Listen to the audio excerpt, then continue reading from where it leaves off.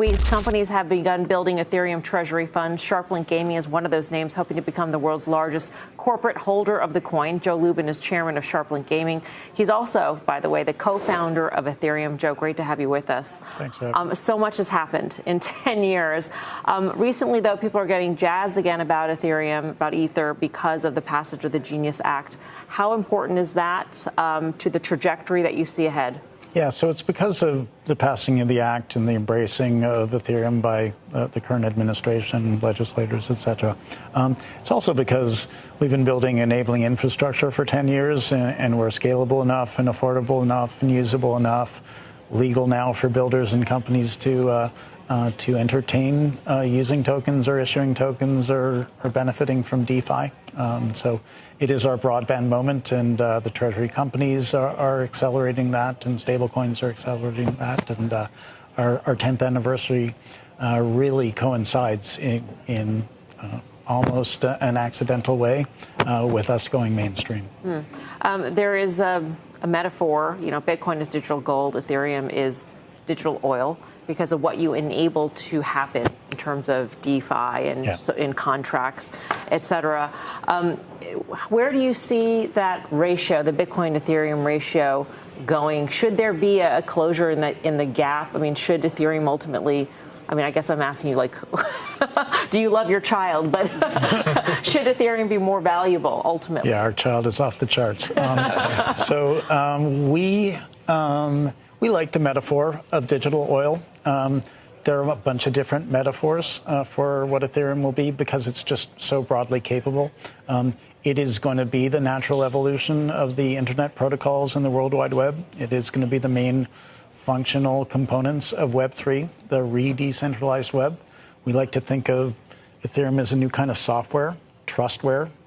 And we like to think of trust in a new way as a virtual commodity, where Ether is the highest octane trust commodity in the world. And so if you can imagine making all transactions and processes and agreements and relationships much more trustworthy, automatically trustworthy, guaranteed execution, verifiability, transparency, what is that going to do to all of those things? What's it going to do to the global economy? So if Bitcoin's $20 trillion in value, what is the global economy sitting on Web3 rails, supercharged by decentralized trust? I think we talked about the flippening, where Ether will eclipse the monetary base size of Bitcoin. Some people think that'll never happen. Some people think that'll take a few years. I think we may see astonishing things in the next year or so, especially with these treasury companies driving things. So first of all, congratulations on your very beautiful baby. That's worked out nice for you at 10. Thank you. So many other coins, they want to be, or they think they're going to be better than Ethereum. That's sort of who everyone's shooting at now. Yes. And are any of those, do you think, a real threat to you? So for years, we've had so many Ethereum killers come and go. It usually starts with the kernel of a good idea. Passionate founders who maybe want to go for the big prize rather than building in an already thriving ecosystem.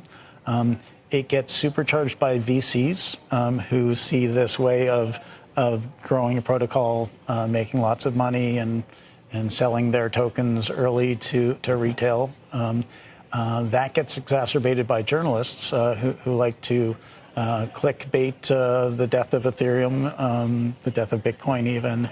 Sorry. The bad journalists.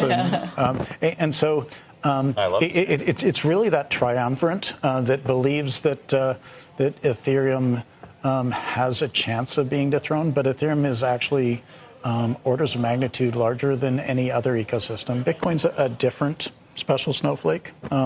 But there's never been any other ecosystem that is as big as, has as much talent as, and is as mature as the Ethereum ecosystem.